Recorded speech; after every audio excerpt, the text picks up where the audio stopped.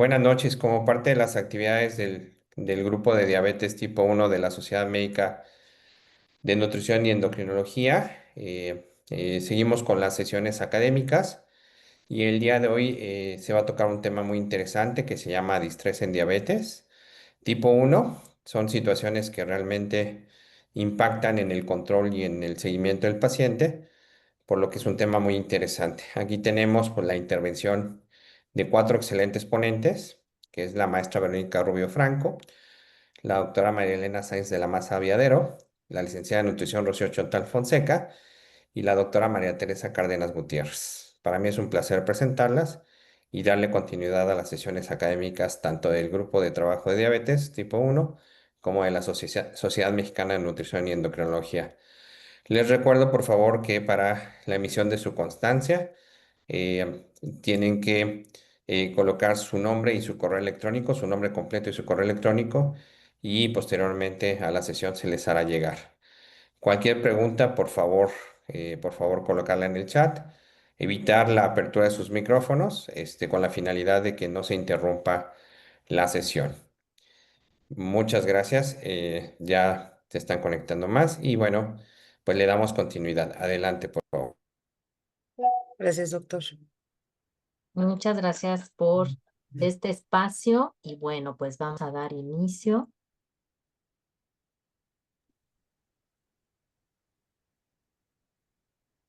Y el tema que nos ocupa el día de hoy en esta sesión académica es distrés y diabetes tipo 1.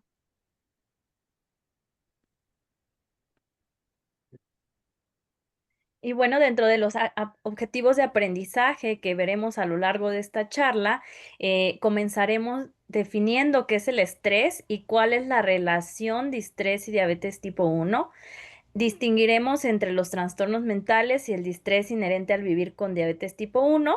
También les vamos a presentar las escalas y las subescalas para identificar las áreas de distrés según las circunstancias al momento de la consulta. Y por último, brindarles estrategias básicas para acompañar a los consultantes con diabetes tipo 1 en el manejo de distrés, donde vamos a aplicar un ejemplo y también hablaremos sobre alimentación y distrés. Esta es nuestra agenda. Como les mencionábamos, vamos a iniciar definiendo el distrés, diferenciar los trastornos mentales del distrés, reconocer estas escalas y aplicar la versión actualizada de la escala de PEP, que ya les vamos a comentar más adelante cómo se aplica. Y por último, brindar estas estrategias. Bueno, y pues antes que nada me gustaría definir lo que es distrés. El distrés como tal es algo que se espera al momento del diagnóstico de diabetes. Entonces, esto no implica necesariamente que sea una psicopatología, un trastorno o una condición comórbida. Entonces, ¿qué quiere decir esto? Que si buscamos en el DSM-5, pues no vamos a encontrar distrés por diabetes. Sin embargo, sí es una respuesta esperada al momento del diagnóstico que lamentablemente no se diagnostica o no se comenta a la hora del diagnóstico. ¿A qué se refiere esto? Pues finalmente el distrés en diabetes es un aspecto emocional de tener diabetes, ¿no?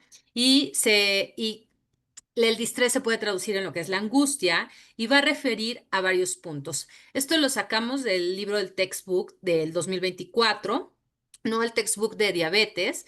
Y bueno, son las preocupaciones, temores, amenazas asociadas con enfrentar esta enfermedad crónica exigente a lo largo del tiempo, ¿no? El inyectarte, monitorearte, pero el conteo de carbohidratos, ¿no? Manejo de la enfermedad es muy compleja. Y bueno, la amenaza de las complicaciones, posible pérdida de la funcionalidad y preocupaciones sobre el acceso y la atención médica. Algo que me gustaría comentarte aquí es que finalmente, pues no es que todas te lleguen de golpe. Simplemente esto lo vamos a ir diferenciando de acuerdo a las etapas de la vida. Evidentemente, un niño de 6 años pues no va a estar pensando en la pérdida de la funcionalidad o en la posible pérdida de la funcionalidad. Pero quizás si yo hablo de ese niño cuando tenga no sé, 40 años, ¿no? Y pues empiece a pensar en esto, ¿no? Empiece a pensar quizá en las amenazas de las complicaciones. Algo importante que también me gustaría mencionar aquí es, por ejemplo, estos papás que reciben el diagnóstico. Finalmente, si tenemos niños tan chiquitos, ¿no? 8, 6, 5, incluso bebés, ¿no? De 1 año. Aquí lo importante es el papá, los papás cómo reciben el diagnóstico.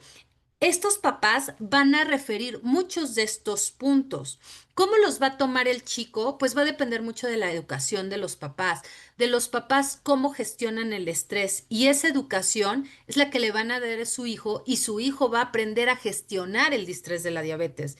Entonces, hay papás que son desentendidos, que ponen este bloqueo de, sí, ya sé que tiene, pero no voy a las consultas, no, no sé, no sé, no sé, la esposa maneja todo, ¿no? Las famosas mamás páncreas, ¿no? Entonces, pues eso va a depender mucho de cómo este chico va a empezar a aprender a gestionar el estrés de grande. ¿Me explico? Entonces, ojo, como un poco los puntos, no es, es una respuesta esperada en el diagnóstico que no se diagnostica por el médico no le dice vas a tener también distrés, ¿no? Es un aspecto emocional que va inherente al diagnóstico de diabetes y va a referir todos estos puntos. Algo importante también, pues una de las personas que maneja el distrés o todas estas divisiones de distrés es el doctor William Polonsky, ¿no? Él ha sido como nuestro guía de todos los psicólogos principalmente y junto con el doctor Fisher han hecho muchísimos estudios alrededor del distrés de la diabetes. Entonces, Polonsky en 1995 sí te dice que debes de valorar el aspecto psicológico por distrés que sufren los papás o la persona que está diagnosticándose con diabetes tipo 1, porque evidentemente ya en otras sesiones hemos hablado del duelo y de lo que implica el duelo, que voy a hacer así algo muy breve, este duelo desautorizado de, bueno, pues es que habemos muchos que vivimos así, ay, bueno, pero igual mi mamá vive con diabetes, ¿no? Que aparte no tenemos claro la gente no tiene claro la importancia y la complicación que implica la diabetes tipo 1, ¿no? Entonces, este duelo que es desautorizado, desautorizado refiere a que no le damos el valor que realmente tiene y entonces no te preocupes, no pasa nada, yo ya llevo 10 años viviendo así. La persona que tiene este diagnóstico y que recibe el diagnóstico por primera vez, sí pasa por un momento de dolor muy importante, muy importante. Y esto, a su vez, puede generar ansiedad y depresión, que aquí quiero hacer muy puntual. Ojo, sí tenemos que hacer una valoración y ver si el paciente no trae una enfermedad o un trastorno, ¿no? Como ansiedad y depresión, y aparte se suma el distrés del diagnóstico. Entonces, como médicos, ¿no? Como profesionales de la salud, yo les invito a que tengamos muy claro qué es lo que tiene mi paciente. Ok, tiene un distrés por el diagnóstico, pero además está cursando con la adolescencia, papás divorciados, seguramente trae una depresión, aparte de esto. Entonces, todo esto hay que tenerlo muy claro porque de eso va a depender mucho el apego a tratamiento, si tú le vas a dar ejercicio, la alimentación, pues de eso va a depender que siga las instrucciones, ¿no? Entonces, cuando nos juntamos todos y hacemos este trabajo intradisciplinario, podemos consensuar los resultados de nuestros pacientes. ¿Cuáles son los aspectos psicosociales de esto? Bueno, pues es muy importante entender que el malestar por diabetes puede manifestarse de muchas formas. Insisto, va a depender de la educación, del contexto, etcétera, ¿no? Además de que puede estar influenciado por la edad, ¿no? Al final de cuentas, no lo va a resolver igual un niño de 8 que uno de 30, ¿no? El género, si eres hombre o eres mujer, ¿no? Las mujeres cuando viene el periodo, ¿no? Que se alteran los niveles de glucosa o, por ejemplo, cuando entramos a la menopausia, también se alteran los niveles de glucosa, la cultura, y yo creo que en la cultura entran muchas cosas porque es el contexto de vida de la persona, ¿no? Yo también aquí sumaría la educación, también implica el tipo de diabetes, ahorita estamos hablando de diabetes tipo 1, el uso de la insulina siempre va a ser un impacto para cualquiera porque pues no. pues no es algo con lo que hagamos todos los días toda la gente que se esté inyectando, ¿me explico? Y el número de complicaciones y tiempo de la diabetes, eso también es muy importante a considerar. Algo muy importante es que muchos sentimientos que vienen incluidos en esta dinámica de vivir con diabetes, ya sea diabetes tipo uno, tipo 2, en momentos y dependiendo el contexto en el que estemos, vamos a tener cierta impotencia y desesperanza. Entonces, seguramente hay personas que han llegado y te han dicho, ¿sabes qué? Es que estoy harta de inyectarme, ya me cansé, ¿no hay otra opción? Pues no, no hay otra, ¿no? Bueno, pues sí, pero está la microinfusora o aquello, y entonces, pues bueno, entra también este sentimiento de desesperanza. Entonces, si te fijas, la diabetes es un tipo uno de la que estamos hablando hoy principalmente, es una enfermedad o una condición que al final de cuentas nos va a llevar en estos duelos secundarios al diagnóstico. Entonces, miedo de episodio a las hipoglucemias, a las complicaciones, este agotamiento que va aunado a la definición de distrés por toda esta incesante tarea de contar carbohidratos, pero si voy a hacer ejercicio, pero entonces ya fui con el doctor y me dijo, ¿por qué te subís? ¿Qué comiste? ¿Se te subió la hemoglobina? ¿Qué hiciste? ¿Qué no has hecho? Entonces, somos calificados todo el tiempo y al final de cuentas, cuando la crítica y la poca validación se hace muy constante, esto nos genera o le genera al paciente desconfianza, hostilidad y citas perdidas. Si te das cuenta, a lo mejor muchos de tus pacientes luego cancelan las citas. ¿Me explico? Entonces, lo primero que yo sugiero es, pues, ¿cómo estás, no? ¿Cómo te sientes antes de ver la hemoglobina y decirle qué hiciste?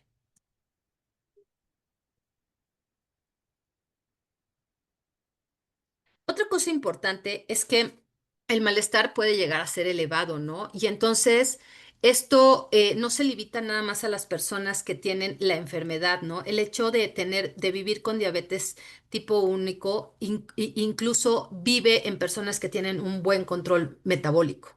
Entonces, por muy bien que estés, siempre va a estar esta inquietud, como le decía el textbook, ¿no? Esta preocupación de, bueno, ¿y cuánto tiempo voy a estar así? Y si realmente, y a lo mejor de repente empiezas a sentir que te pican los pies y bueno, pues por el tiempo ya tienes una neuropatía. Entonces, el tema no es el control del tamónico, sino todo lo que hay alrededor de vivir con diabetes. Algo importante es que, pues es en tipo uno no es esta carga incesante del manejo, ¿no? Y que si lo haces bien, si lo haces mal o si no, y que cuando llega el futuro y las cosas no salieron tan bien, pues va a venir un tema de culpa muy importante, que no necesariamente sea porque te cuidaste bien o mal, sino que es la misma condición de la diabetes. Entonces, pues imagínate todo este de estrés que hoy conocemos como angustia o distrés de la diabetes, es algo con lo que vive un paciente que vive con diabetes tipo uno. Ahora, algo importante es lo que yo les decía hace un momento, todo esto se va a expresar y a experimentar pues con el tiempo y va a depender de la persona y en la etapa que esté la persona.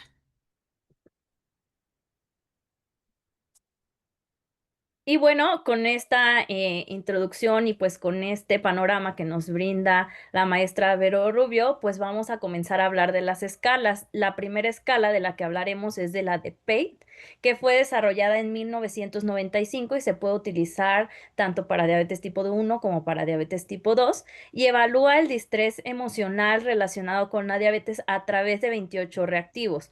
Estos reactivos se van a calificar desde 1 a no es un problema hasta 6 es un gran problema y a continuación se los vamos a mostrar, ¿no?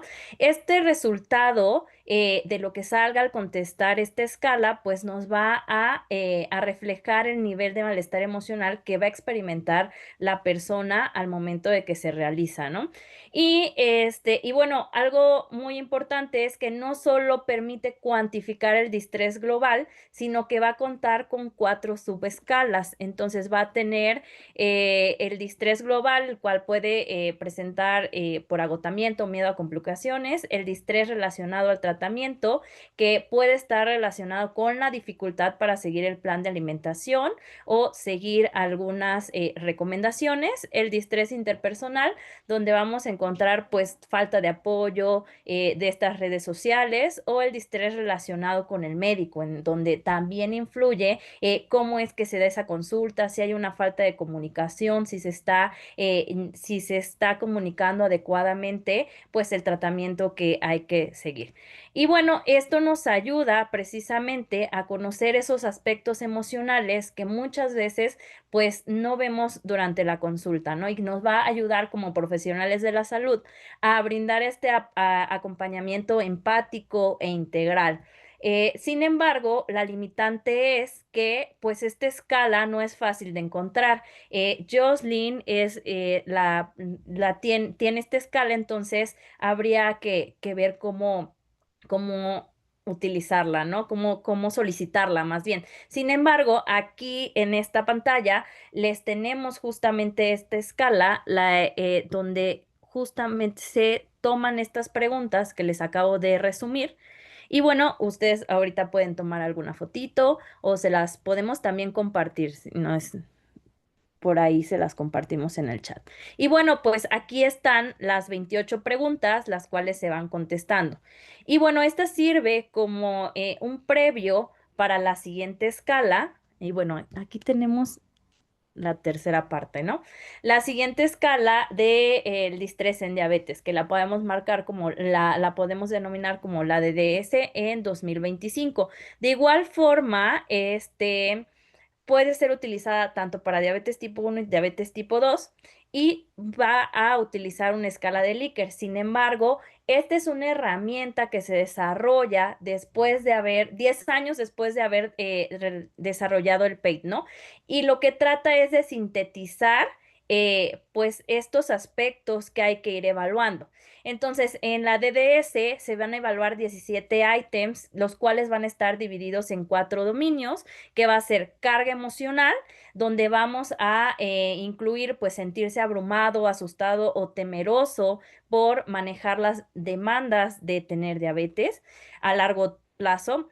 Angustia por el régimen, donde aquí se abarca la sensación de que se está fracasando al no controlar bien la diabetes, y aquí pues ya incluyen el plan de alimentación, el ejercicio y las demás recomendaciones que se les vaya brindando durante la consulta. Y tenemos el distrés interpersonal, y esta es la sensación de que no se está recibiendo suficiente apoyo entre sus redes sociales. Y también tenemos la cuarta, que es angustia del médico, donde se exponen estas preocupaciones precisamente sobre la atención médica, que no se están logrando los objetivos, tal vez el médico no está familiarizado al 100% con el tema, y de igual forma, pues con el apoyo y orientación que se le brinda durante la consulta. Entonces, cada ítem se va a evaluar, por ahí si nos ayudan a moverle a la siguiente. Muy bien, aquí se las presentamos.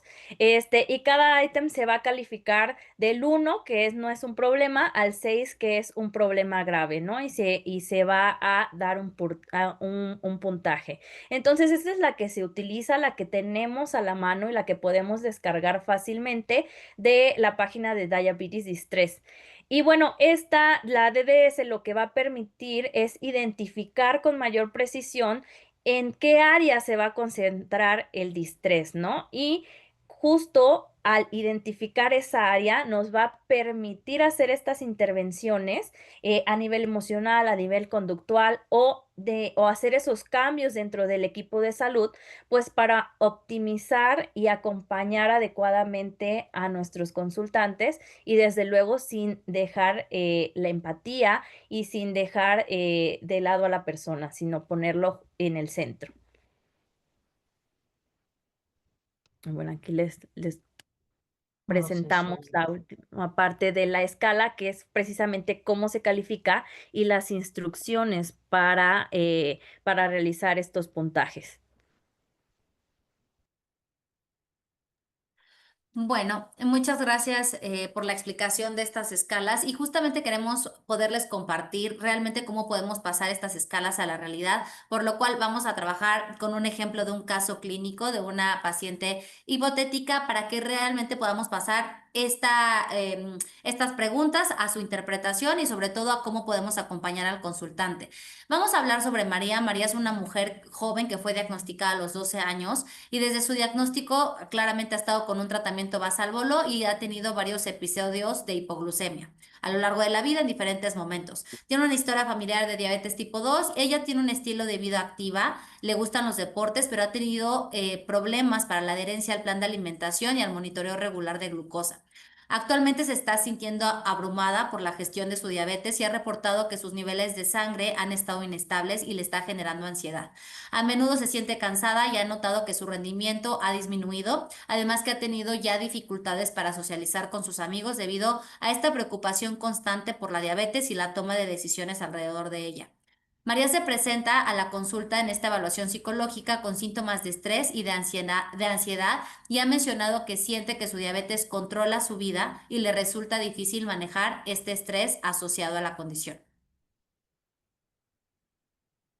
Y bueno, vamos a hacer un ejemplo de cómo podemos utilizar esta escala, incluso en la misma página de Diabetes Distress. Si ustedes van a la página, pueden elegir, aquí estamos directamente ya en la escala del DDS, pero también pueden explorar las demás escalas y seleccionar alguna que les resulte más pertinente en su contexto. Simplemente damos clic aquí para comenzar y si tenemos al consultante, por ejemplo, en la sala de espera, le podemos pedir que responda a esto, le podemos dar el link y decirle, responde esto mientras entras a la sala a consulta. ¿Para qué nos puede servir? Que ahora lo vamos a ir comentando.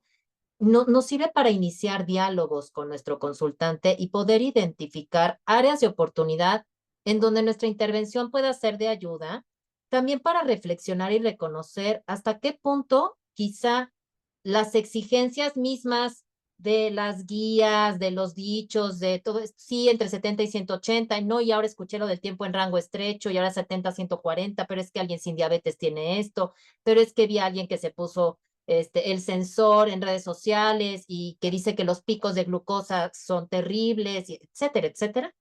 Y poder empezar ese diálogo y reconocer si mi discurso está sumando al distrés o si hay áreas en donde podemos flexibilizar para poder acompañar a la persona en manejar esto. El distrés, como ya nos han comentado, Vero, Tere y Chio, no es algo que se quite, es como la diabetes tipo 1, es que no se va a quitar porque es realmente complejo manejar esta situación, entonces más bien es algo que se aprenderá a manejar y que en distintas circunstancias y momentos de vida habrá ciertas áreas que tengan más relevancia que otras o que estén impactando o generando mayor distrés que otras, entonces no es algo que se hace una vez al diagnóstico y ya, sino podríamos hacerlo incluso en cada consulta, identificar en dónde estamos o con cierta periodicidad. Entonces, las preguntas son súper sencillas. Sentirme agotado mental y físicamente. Vamos como a asumir que somos María, este caso que nos presentó Tere. Sentirme agotado mental y físicamente por el esfuerzo constante para controlar la diabetes es un problema muy grave. Sentir que mi doctor no sabe lo suficiente acerca de la diabetes y del cuidado de la diabetes, quizá en este punto es un pequeño problema. No es cuestión por ahí en este momento. No sentir confianza en mi habilidad para manejar mi diabetes día con día es un problema grave. Sentirme enojado, asustado, deprimido cuando pienso en vivir con diabetes, muy grave. Sentir que mi doctor no me da recomendaciones lo suficientemente específicas para controlar mi diabetes, pues tal vez es moderado. Sentir que no me estoy analizando la sangre con suficiente frecuencia, este es un problema grave en el caso de María. Sentir que haga lo que haga, siempre tendré complicaciones serias a largo plazo, tal vez para ella es un problema muy grave. Sentir que fracaso con mi régimen a menudo, tal vez es algo grave. Que ni mis amigos ni mi familia me dan suficiente apoyo en mis esfuerzos para cuidarme, planean actividades que chocan con mi horario, me animan a comer comidas impropias. Este es un problema grave. Sentir que la diabetes controla mi vida para María es muy grave. sentir que mi doctor no toma en serio mis preocupaciones y quizá en este punto sí, también para ella es un problema muy grave. Dice, no lo estoy logrando. Sentir que no estoy manteniendo un régimen dietético saludable, tal vez eso no es un problema porque de verdad hace todo lo que puede, pero esto nada más no se regula tan fácil. Sentir que ni mis amigos ni mi familia saben lo difícil que es vivir con la diabetes, muy grave. Abrumada por la tensión que requiere vivir con la diabetes, grave. Que no tengo un doctor a quien puedo ver con la frecuencia suficiente para discutir mi diabetes, tal vez este sí es un problema grave. Sentir que no tengo la motivación necesaria para controlar, tal vez esto no es un problema. Motivación siento que la tengo, pero esto es difícil. Sentir que ni mis amigos ni mi familia me dan el apoyo que me gustaría, tal vez también algo grave. Y entonces, si se fijan, son 17 preguntas que podrían hacer en la sala de espera. Damos clic. Aquí nos explica el cómo interpretar las puntuaciones, que ahora lo vamos a ver regresando en las diapositivas. Pero básicamente un puntaje menor a 2, y esto es algo que es constante en todas las diferentes escalas de distrés. Un resultado menor a 2 indica poco o ningún distrés. Mayor a 2, pero menor que 3, moderado. Mayor a 3, elevado. Y cualquier puntuación igual o superior a 2 se considera que ya es significativo, que ya habría que hacer alguna intervención o abordar o hablar de ese tema. Y estas 4 áreas, carga emocional, distrés por el régimen, lo interpersonal y el distrés asociado a la atención médica. Y entonces, bueno, en el caso de María, está 5, 4, 4. Aquí tal vez el régimen no es tanto, pero el interpersonal puntúa muy alto, la carga emocional, y tenemos como aquí el puntaje total. Y aquí nos aparece cada uno de los ítems y también pues como que se puede identificar dentro de cada subescala qué aspectos son los más relevantes, ¿no? En cada caso y en donde podríamos poner como nuestra atención prioritaria al iniciar la conversación. Y aquí, aunque dices es que todo está muy abrumante, pues sí, pero la carga emocional está siendo algo de lo que tiene más peso. Y entonces por ahí podríamos comenzar la discusión. Este resultado se puede imprimir y guardar como un PDF y entonces se puede anexar, por ejemplo, al expediente clínico. Es algo como súper sencillo. Aquí es el inicio de la página y aquí podemos ver, aquí salen todas las otras escalas que están disponibles. La que respondimos ahora es esta, que es la más cortita de 17 ítems. Eso por acá. Y entonces aquí está otro ejemplo de cómo se identifica la puntuación. Me parece que es sumamente fácil de interpretar. Y si ya tenemos más de 2, es un tema del que hay que hablar, pero claro, podemos identificar cuáles serían los aspectos prioritarios a trabajar. Entonces, el puntaje total puede ser una manera de iniciar esta conversación y revisar cada uno de los aspectos para poder establecer cuáles son las prioridades al acompañar a esta persona en ese momento puntual de su vida, insisto. No quiere decir que ya trabajamos esto y ya, listo. Pues no, puede ser alguien que lleve 40 años viviendo con diabetes y que en este momento está presentando distrés en cierta área. Puede ser alguien que lleve 2 meses y que está sumamente abrumado o que está en una negación o no sabemos, ¿no? Y bueno, por aquí le cedo cámaras y micrófonos a Tere. Gracias. Y bueno, queremos compartirte a ti, si trabajas con personas que viven con diabetes o si no tienes tanta experiencia, que justamente vivir con diabetes tipo 1 se puede sentir de esta manera. Estar en este monociclo que está a punto de caerse y te estás tratando de sostenerte y que al mismo tiempo que tratas de sostener esta rueda, estás tratando de hacer pues estos malabares. Muchas veces vivir con una condición crónica que requiere tanto autocuidado, pues se va a sentir de esta manera porque constantemente utilizamos términos y estamos viviendo bajo ciertas circunstancias que pueden ser muy abrumadoras. Tenemos que estar considerando todo el manejo glucémico que puede medirse tanto con una hemoglobina glucosilada como con el tiempo en rango y que cada vez se vuelve más estrecho en algunas recomendaciones. Tenemos que estar constantemente hablando del tiempo de espera respecto al tipo de insulina que tenga el consultante, así como calcular la dosis de insulina que va a necesitar en cada comida, en cada snack y en cada corrección, y calcular los carbohidratos, que no deja de ser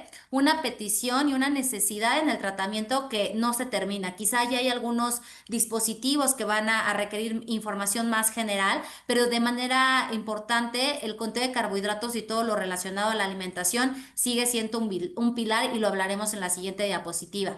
Estar corrigiendo las hiperglucemias también es algo importante que tenemos que tener en consideración. Si podemos regresarle al anterior poquito. Y nada más recordar pues todo lo que vamos llevando de manejo de hipoglucemias, preocupaciones de la vida que no tienen que ver con la diabetes, sino con el momento de vida que tiene cada niño, niña, adolescente, mujer u hombre que vive con diabetes tipo 1, así como la tecnología con la que se cuenta, que si bien son herramientas que pueden ayudar muchísimo, también son herramientas que pueden generar pues eso, cansancio y dificultades en el tratamiento de otros tipos. Estar constantemente teniendo que revisar y analizar mis datos para saber en dónde estoy y si voy mejorando o si cada vez que veo una consulta médica o nutricional me dicen que voy peor, y esto se vuelve mucho más demandante para mí. Constantemente querer mejorar mis métricas y estar corrigiendo pues prácticamente todo lo que va ocurriendo en el día a día. Y respecto a la alimentación, quisimos como volver a conversar de este tema, y esto es solamente literalmente como un granito de todo lo que se tiene que estar cubriendo. Cuando una persona que vive con diabetes tipo 1 decide o va a tener un tiempo de comida, tiene que pensar varias cosas: mi precomida, durante la comida, poscomida y otros pormenores que tenemos que considerar. Por ejemplo, la persona que va a empezar a comer necesita considerar qué glucosa tiene antes de comer y claramente pensar qué voy a comer y todo lo que va a integrar ese platillo, cómo lo voy a combinar, qué tipo de alimentos voy a utilizar, la preparación del mismo alimento, y en ese punto contar los carbohidratos y considerar incluso la calidad del carbohidrato que me voy a comer para el tipo de aplicación de insulina que voy a hacer. Asimismo, tiene que considerar la grasa o la cantidad de proteína que va a consumir y calcular finalmente la insulina que voy a necesitar para llegar a mi meta y comerme ese platillo que tengo en mente. Aparte de esto, ya durante la comida, pues eso, estar pensando en el tiempo de espera, esperar, que a nadie le gusta esperar para empezar a comer, y considerar que tengo que comerme las verduras antes y comer suficiente proteína para tratar de cuidar este postpandrio, que es importante. Postcomida, verificar que tu nivel de glucosa llegó a la meta que querías, que está funcionando lo que estás aplicando insulina o que llegaste a la meta, y también posiblemente si no llegó a la meta, pues hacer una corrección tanto de una hiperglucemia como de una hipoglucemia. Esto solo para una comida, sin considerar que también tendrían que a veces estar teniendo en cuenta si hizo una actividad física antes o después, porque eso también va a implicar en cómo está su sensibilidad a la insulina que se está inyectando, y finalmente también algunos otros pormenores como alcohol. Todo esto considerando solo una comida, sin hacer especificaciones como los que hizo la maestra Vero Rubio. Considerar el género, porque aquí podremos incluir otros elementos como la semana del ciclo menstrual en la que está, si es una mujer que está embarazada, si es una mujer que está lactando o en menstruación. Todas estas características que tenemos que tener en cuenta y que quizá platicamos mucho en la teoría y en sesiones como estas, pero que en la práctica realmente pues van a tener una carga tan importante, por la cual el día de hoy estamos hablando de distrés.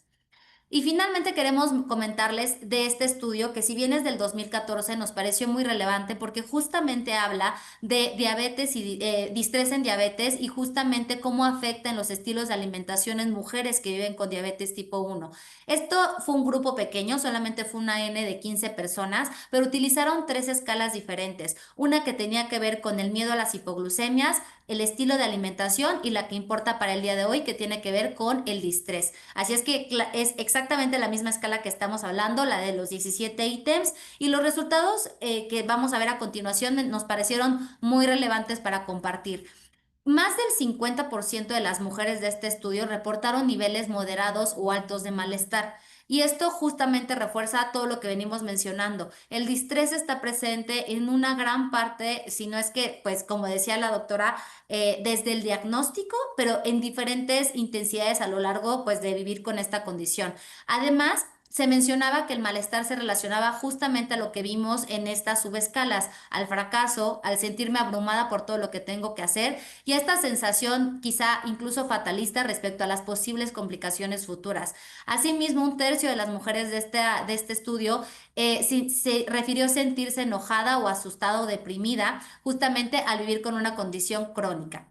Finalmente, las mujeres que tenían una hemoglobina glucosilada fuera de las metas de 7 presentaron mayor malestar interpersonal y esto es fundamental porque tiene que ver con todas estas redes, todas estas preguntas que mencionó la profesora Elena, que tenía que ver con las redes, que tenía que ver con que mi familia no me entiende, que no siento un verdadero apoyo, pues está haciendo una relación directa con cómo están viviendo este manejo glucémico al no sentir este apoyo interpersonal. Y finalmente que el distrés por diabetes se relacionó positivamente con la hemoglobina glucosilada.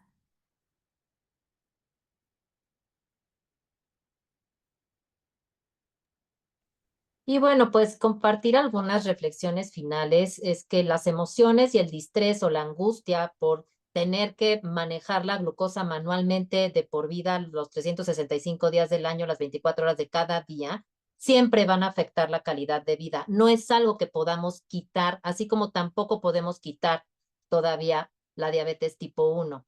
Es importante saber que comprendiendo bien estas escalas podemos atender mejor al consultante, acompañarle de mejor manera, identificar algunas áreas prioritarias y yo invitaría a reflexionar de qué maneras quizá nuestras intervenciones están sumando más distrés en lugar de tener esta flexibilidad y de que el centro de la atención no sea que la glucosa sea perfecta, sino que la persona pueda disfrutar de una vida equilibrada, emocional, física, mental y socialmente sana, con la mayor seguridad posible y procurando tener el manejo a largo plazo, a corto y a mediano plazo, que pueda mantener este equilibrio con la vida. Eso es lo realmente complicado porque yo siempre le digo a mis consultantes, esto no tiene llenadera, ya llegamos al 70% en rango, ahora queremos 75%, ya llegamos al 80% y ahora tenemos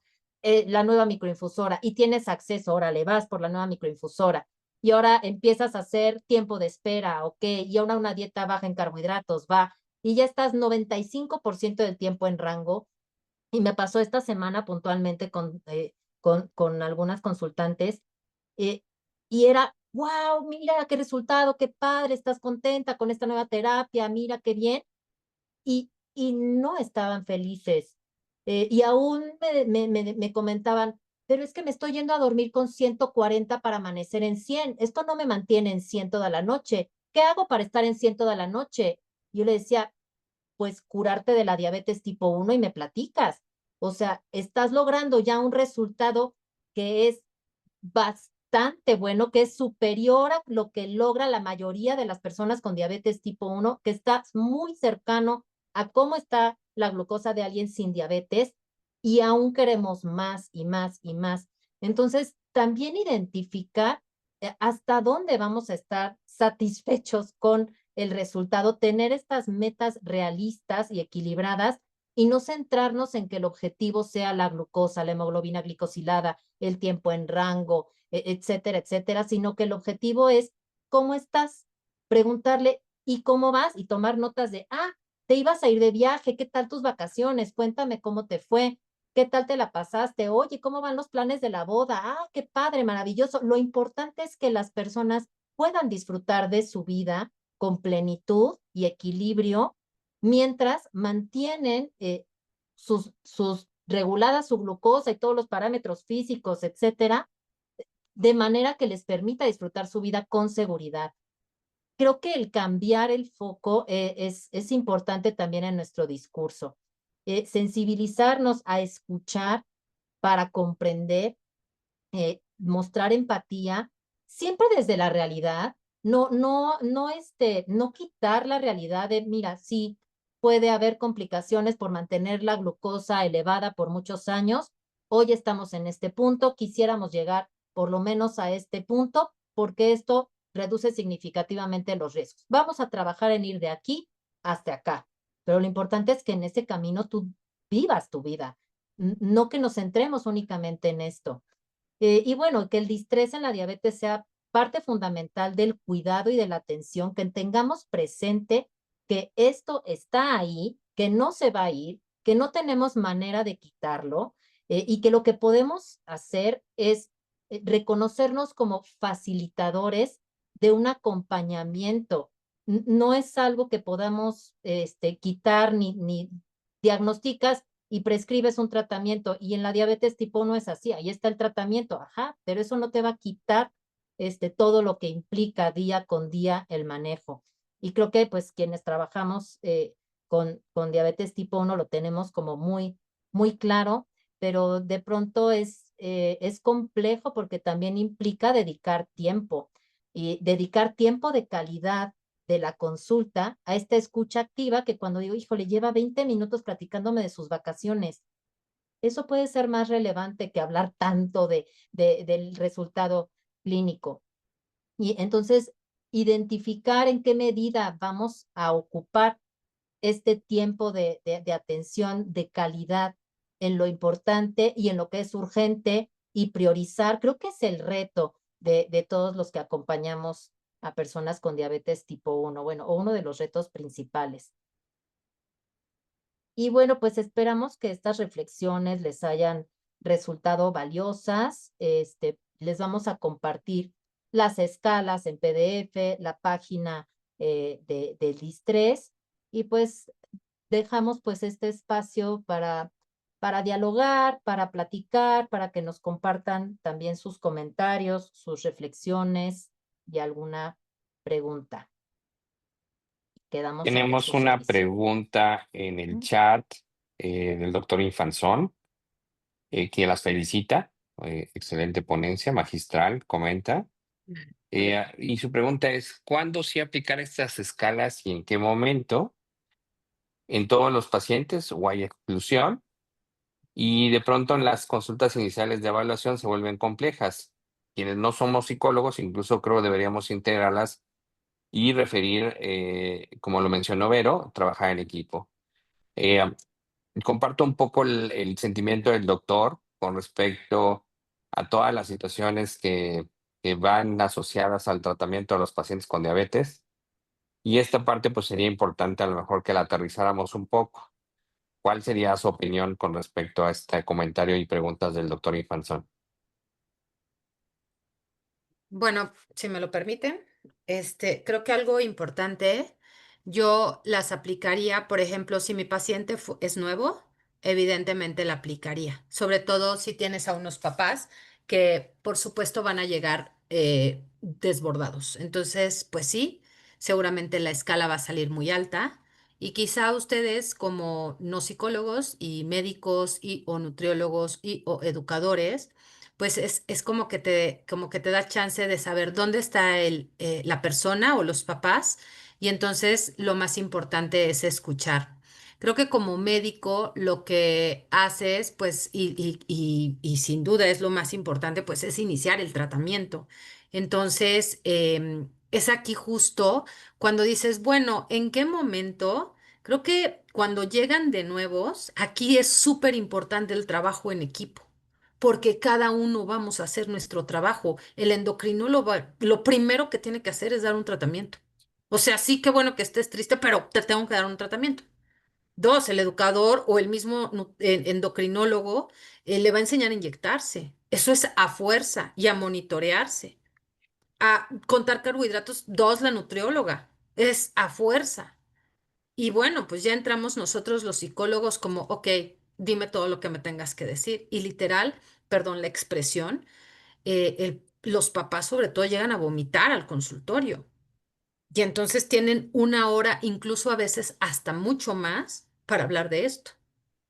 ¿Me explico? Entonces es como esta opción. ¿En qué pacientes hay una exclusión? Yo creo que ninguno. Ya quizá con el tiempo, ya quizá que tú ya lleves a un paciente o un paciente que ya trae mucho tiempo con el diagnóstico de diabetes y entonces a través de la entrevista o como lo dijo Elena, que me pareció también muy bueno, ya por default darla. Y entonces decir, ok, aquí vamos a estar parados, ya sé más o menos por dónde va a ir mi consulta, ok, ¿cómo estás? A ver qué te estás aplicando y empezar a como a tejer, yo creo que esa es una palabra correcta, a tejer el resultado que viste en la escala que ahorita, por ejemplo, presentó Elena y tu consulta. Ah, mira, vamos a cambiar esto, ¿qué te parece? ¿Sientes miedo? ¿Te sientes incómodo? ¿Cómo ves el apoyo de tu familia? ¿Crees que toda tu familia te puede apoyar? Y como decía Elena hace un momento en un ejemplo, yo me acuerdo que llegó una señora, quizá al principio de mi consulta, que me había referido el endocrinólogo, y llegó y habrá tenido, ¿qué les gusta? 30, 40 años no más, ¿no? Ya era una persona grande que empezaba con diabetes tipo 2, tal, tal, tal, y entonces el médico le había mandado insulina. Y lo primero que me dijo, la señora o la persona vivía con su mamá. Y entonces me dijo, solo me voy a poner esa pluma, ¿eh? Que usted me está regalando. ¿Por qué? Es que yo vivo con mi mamá y no quiero que sepa que tengo diabetes. Y no quiero que vea que me inyecto. Esa era la razón por la que ella no se iba a inyectar. Entonces, pues como que yo supe, hijo, ¿qué hacemos? ¿Qué digo? ¿Cómo le hago? O sea, fue como muy impactante porque entonces ella vive con su mamá y el apoyo no lo tenía de la mamá. Entonces, hay que darnos cuenta dónde está el parado el paciente y hasta dónde le podemos exigir y qué tanto lo tendríamos que recibir. De pronto las consultas iniciales se vuelven complejas.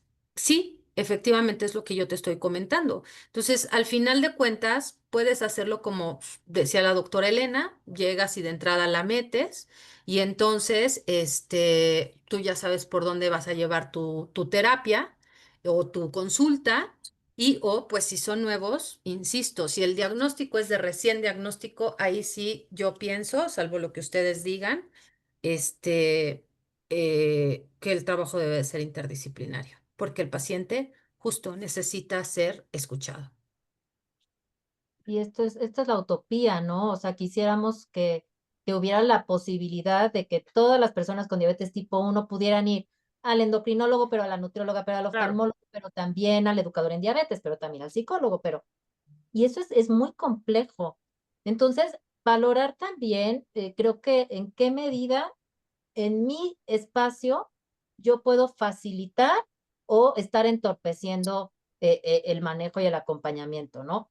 Claro, referir siempre que sea humanamente posible, pero y si no, por lo menos reconocer en qué medida yo puedo facilitar.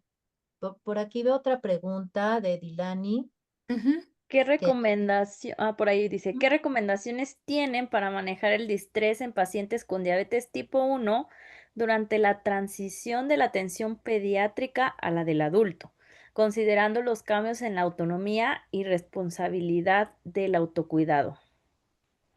Híjole, qué interesante pregunta. pues es complejo, Es o sea, complejo. Digo, a ver, Elena, ¿tú qué es piensas? complejo. Y sobre todo también como compartiendo esta historia de vida que Sí, no, para mí es muy importante. pero o sea, es que depende justo de qué aspecto en esa persona, en esas circunstancias, en esa familia, ¿no? Cómo es la relación de los papás con el adolescente se está haciendo cargo o no quiere, o sí quiere, pero los papás siguen ahí como helicópteros, monitoreando. Hay que identificar cuáles son las circunstancias particulares del caso por ejemplo, yo muchas veces le digo a los papás, esto va a ser una cosa más del cuidado de la salud. Entonces, no sé, es un chico de 15, 14, 17 años y además tiene diabetes. O sea, no es porque todo es la diabetes. Es que está enojado, es la diabetes. Es que es un necio, es la diabetes. No, Es que exacto, es la diabetes. No, es un adolescente, ya. Y exacto, además tiene diabetes, ¿no? exacto, Pero no me dejará mentir, quizá muchos de tus consultantes adolescentes, tal vez de lo último que hablan en las consultas es de la diabetes, porque exacto. están pensando en ese momento de vida, quizá tienen muchas otras prioridades, generalmente más de tipo social, que lo que menos les importa es si viene la retinopatía y te comerá dentro de 20 años. Tal vez Es no. correcto. Entonces, identificar cuáles son los aspectos de ese caso en particular en donde se les puede acompañar como familia, como adolescente, o pues Creo sí, que y es yo poco a aquí poco. quiero sumar un poco lo que dice Elena, es la educación, doctora.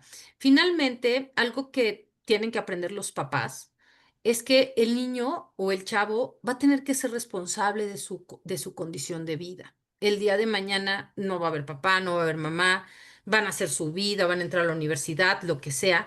Y yo en algunas sesiones que doy, cuando hacen esta transición, yo siempre sugiero que vayan desde niños empezándoles a hacer de estas responsabilidades. Por ejemplo, cuando el niño tiene 8 años, a lo mejor le dices, oye, tú no te vas a la escuela si no tiendes tu cama. O antes de irte a la escuela tienes que atender tu cama. O recoge los platos, cuando termines de comer. Quizá tienes 7 o 8 años y empiezas con estos pequeños compromisos que empiezan a hacerlo responsable. Un poco es lo mismo. Oye, a ver, vas a sacar tu glucómetro y tu jeringa y yo te ayudo a prepararla. Y entonces lo empiezas a hacer como en estas dinámicas. Yo le digo mucho a mis pacientes, llega un momento en que es como bañarte, o sea, ya ni te lo cuestionas, lo tienes que hacer. Y es parte de tu vida. No es que, ¿por qué te bañas y todo? No, pues porque es higiénico, no, no, te dicen, porque para oler mejor, para sentirme bien. No, realmente el principio es porque es higiene, es por salud por lo que te estás bañando, pero So, se te olvida que es por eso. Entonces, considerando los cambios de autonomía y responsabilidad, así, si ya puedes tender la cama, listo, puedes sacar tu pluma y tu aguja y ponerla. Yo te ayudo a inyectarte. Ah, si ya puedes lavar los trastes, bueno, entonces ya te puedes monitorear e inyectarte tu insulina. claro, Y no y se hacerlo necesita complicado. supervisión, ¿no? Ujú, Y ujú. quisiera sumar como que algo que yo he reflexionado mucho, como que constantemente los mensajes son, cuida tu diabetes, controla tu Ujú. diabetes, tienes que cuidar tu diabetes, perdón, pero odio no, la diabetes no es mi amiga y nunca va a ser mi amiga. Yo elijo a mis amigos, pero no va a ser mi amiga, no me voy a hacer amiga de esta cosa que llegó a mi vida y que no la deseo. Entonces, no cuidamos, o sea, sacar la aguja, el monitoreo, bañarte, lavarte los dientes, no es porque estoy cuidando mi mugre. Hazte responsable de tu Es mugre por tu y de tu mal responsabilidad. aliento y de tus caries. No, estoy haciéndome responsable de mi salud y en mi circunstancia particular tengo que además regular la glucosa. Ujú. Ya, pero lo que hago es cuidar mi salud. Entonces, voltea, es que tienes que cuidar tu diabetes porque ya tienes 17 años. No, Ujú. tienes que cuidar tu salud porque eres un ser humano. Claro, Aprendiste a abrocharte las agujetas, a bañarte, a lavarte los dientes y en tu caso particular, además, aplicarte tu insulina, a vigilar tu glucosa, etcétera, etcétera. Y así como el niño de 8 años o de 2, tú no esperas que el niño de 2 tienda su cama, pero a los claro, 8 sí, tal vez no perfecta, pero pues más o pero menos ya no y lo puede hacer eso. supervisas. Lo Ujú. mismo, un adolescente tampoco es 100% responsable de todo y ya, como tú ya tienes 17, yo me desentiendo por completo. Y entonces esas negociaciones de, ok, tú te vas a hacer cargo de A a B, pero una vez a la semana nos vamos a reunir y vamos a revisar cómo está tu reporte y vamos a conversar de qué manera podemos ayudarte a tal, tal. Tiene que haber cierta supervisión. No le dices, sí, aquí están las llaves del coche, ya tienes tu licencia, toma el coche, vete. Pues lo mismo, ¿no? Entonces, y eso es muy particular de cada familia.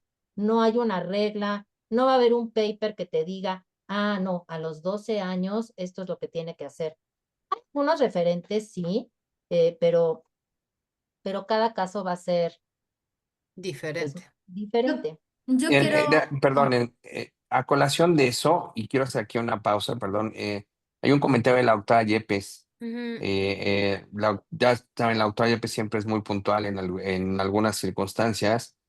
Tú mencionabas, Elena, pues estos compromisos que se pueden hacer, pero ¿qué de aquellos pacientes que no entran a estos compromisos, que se niegan a todo? La pregunta de la doctora Yepes es cómo ayudar a esos pacientes que no se monitorean, que no quieren terapia, que están totalmente negados a dar continuidad. Ya vimos a los que puedes como hacer una negociación, ¿no? Pero aquellos que no, ¿hay alguna estrategia? Digo, A todos nos ha tocado un paciente así seguramente. Sí. Adelante, Tere.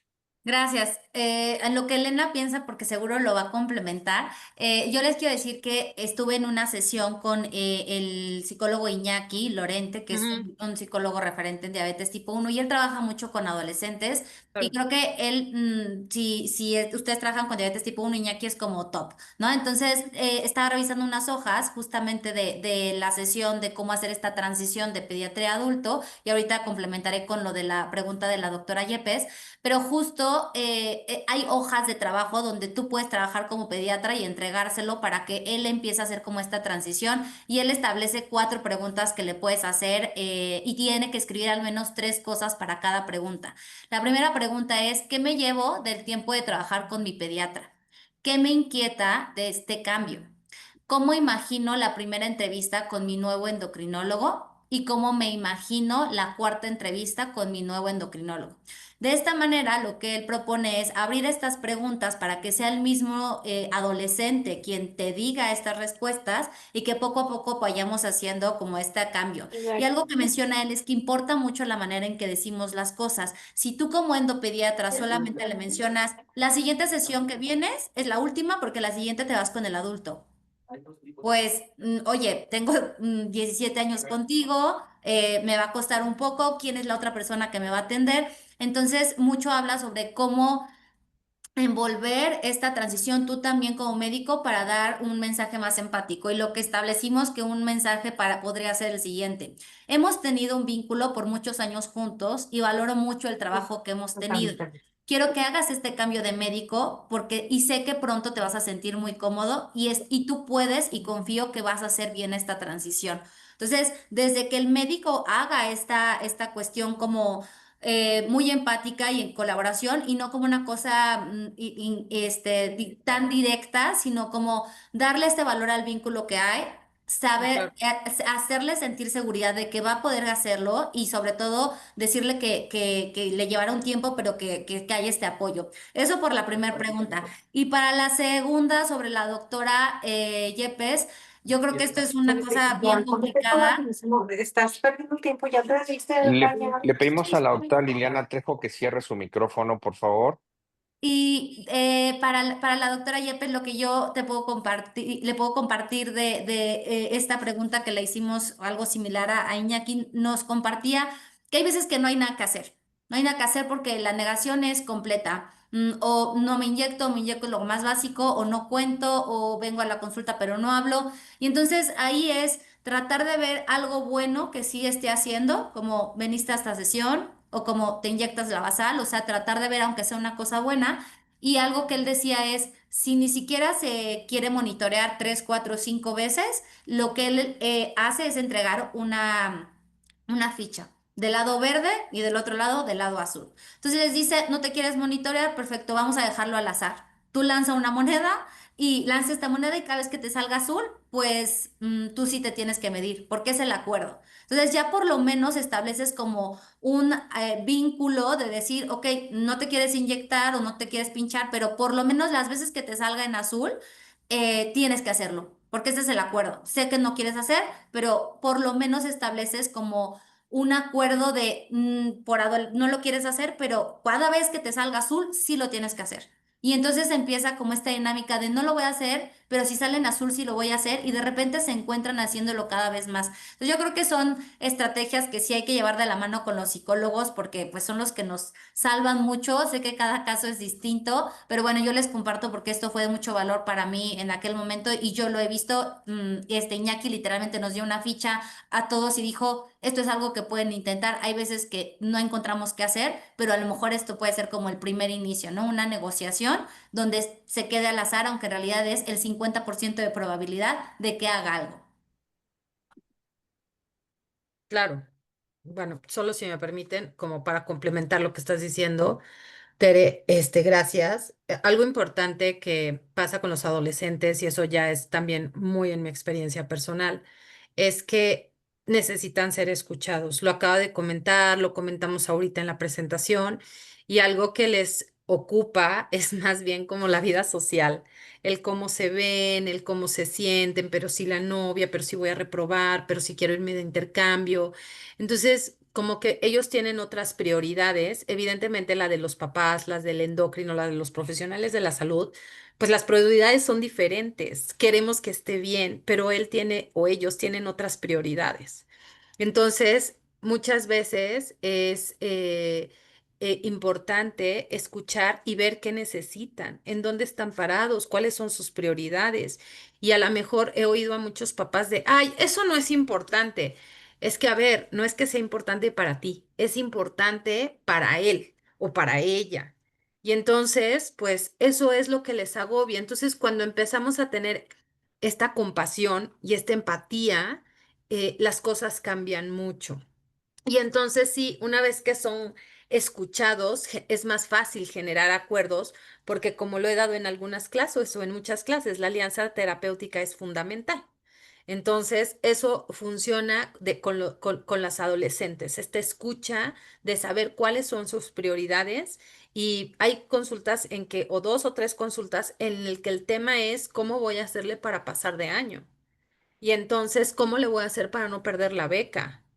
Y entonces eso genera mucho estrés, pero aparte se tiene que cuidar de la diabetes, por ejemplo. Ahora, algo importante de los niños que ahorita también comentaban, ¿no? Algo que a mí me gusta hacer mucho con ellos es dibújame tu diabetes, ¿no? Entonces, por ahí tengo en varias presentaciones los dibujos de los niños. Y entonces a través del dibujo te das cuenta perfecto cómo se lleva su diabetes. Por ahí tuve un niño de 7 años que ahorita ya es grande que dibujó su diabetes y me acuerdo que lo primero que dibujó fue a su papá y a su mamá iguales, del mismo tamaño, y a la insulina y al glucómetro juntos. Entonces, pues era claro, ¿no? Los papás estaban súper clavados, los papás estaban súper interesados, ellos recibieron educación en diabetes conmigo mucho tiempo y al final de cuentas, pues eso era lo que él veía. Entonces, a través de los dibujos con los niños, puedes identificar también muy bien la posición que tienen sobre o los pensamientos que tienen acerca de la diabetes. Encontré a un niño, por ejemplo, que una vez me dibujó un muñequito como con dientes de picudos y un cuchillo, ¿no? Entonces, pues es evidente que no estaba nada contento, que estaba muy enojado, que quería matar a alguien, ¿no? Entonces, y todo lo dibujó de rojo. Entonces me daba mucha risa y le digo, oye, hay más colores. No, ¿no? O rayan toda la hoja, y así, dependiendo. Y ahí te vas a dar mucho cuenta de cuando entrevistas, coincide perfecto con el dibujo. Entonces, y pues sí, como lo dijo Tere, doctora, muchos chavos, adolescentes, como lo dice el doctor Iñaki, pues no podemos hacer mucho. Creo que a mí, en lo personal, me ha funcionado Y, escucharlos y ser empáticos con y yo ellos. sumaría, Vero, el también reconocer nuestros límites. O sea, muchas veces acabamos muy frustrados porque vemos el potencial de la persona y vemos, tienes acceso a todos estos recursos, a toda esta red de apoyo, pero no lo haces, ¿no? Y vemos gráficas de terror que de verdad se te sale la lagrimita de que ves el tiempo en rango, o sea, ni siquiera sale la raya porque está así en las nubes, en 500 todo el día, y entonces dices, contar carbohidratos, no, a ver, si se llega a inyectar la insulina basal, como dice, el 50% de las veces tal vez ya es una ganancia, ¿no? Entonces también identificar en dónde están nuestros límites, en la medida de lo posible, hacerlo interdisciplinario, decir, no está en mi ventanilla. O sea, a mí me lo mandas para que yo le enseñe a contar carbohidratos, pero es que ni siquiera se inyecta la insulina basal. ¿Cómo le voy a pedir que cuente carbohidratos? O sea, no va por ahí.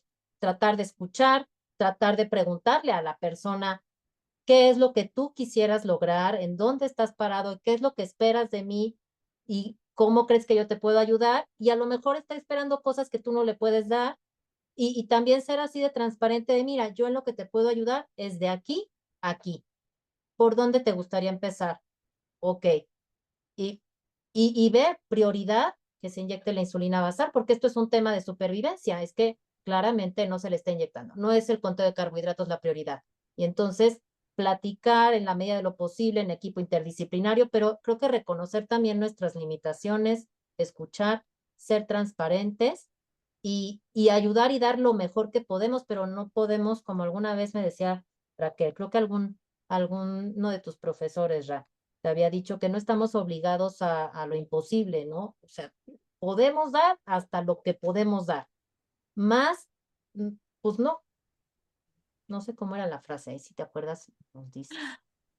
Oye, yo solo quiero decir una cosa, hay una dinámica que se establece, será mi último comentario, que dice que también establece Iñaki, es cambiar tiene ventajas, ¿no? Y establece esta incógnita y le pregunta al adolescente con dos columnas, ¿seguir igual? ¿Qué gano? ¿Qué pierdo? Y en la siguiente columna, cambiar, ¿qué gano y qué pierdo? Le das la hoja, pon lo que tú quieras, todas las ideas de si sigues igual, si cambias o no en estas columnas y que llene lo que quiera y lo vuelves a revisar con él. Y a lo mejor por ahí algo cambiará y también yo coincido con Elena, hay momentos y hay años y hay meses que son bien complicados y hasta puede pasar 1, 2, 3 años y de repente regresa la misma persona y ya está en otro momento de vida y ya va a tener otra visión, pero hay veces y hay lapsos donde va a ser casi imposible. Y por acá pone Raquel, pero la perfección no existe, ¿no? Y pues, creo que es como lo que tratamos de reforzar en toda esta sesión, ¿no? Sumamente difícil llegar a esta perfección y qué valioso poder evaluar todo este estrés, todas estas métricas, todas estas escalas y trabajar en conjunto como equipo para realmente, pues, con las herramientas que tiene cada persona, que alcancen la mejor calidad de vida. Pues muchas gracias, Tere, doctora Elena, maestra Tere, maestra Chantal. Les agradezco muchísimo, doctor Garduño. Gracias. Gracias a todos por por haberse conectado. Muchas gracias, doctor Eliud, por tus felicitaciones. La verdad es que tienes toda la razón. Nosotros somos personas que trabajamos en equipo. Evidentemente, compartimos muchos pacientes, nos conectamos a sesiones juntas con el paciente, sí, sí lo hacemos.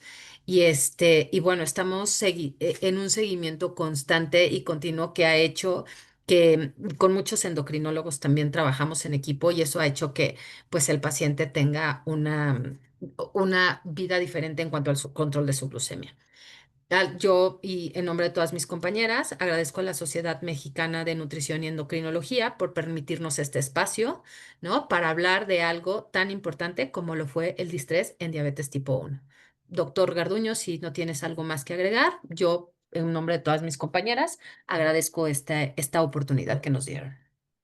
Pues no, nada, solamente cerrar la sesión y agradecerles. Estaremos participando en más sesiones como parte de las actividades del grupo de trabajo. Y bueno, pues felicitarlas, ¿no? La verdad es que siempre excelentes. Muchas gracias, doctor. Que tengan buenas noches todos. Muchas gracias. Un Gracias, abrazo a hasta todos. luego. Que descansen. Bye.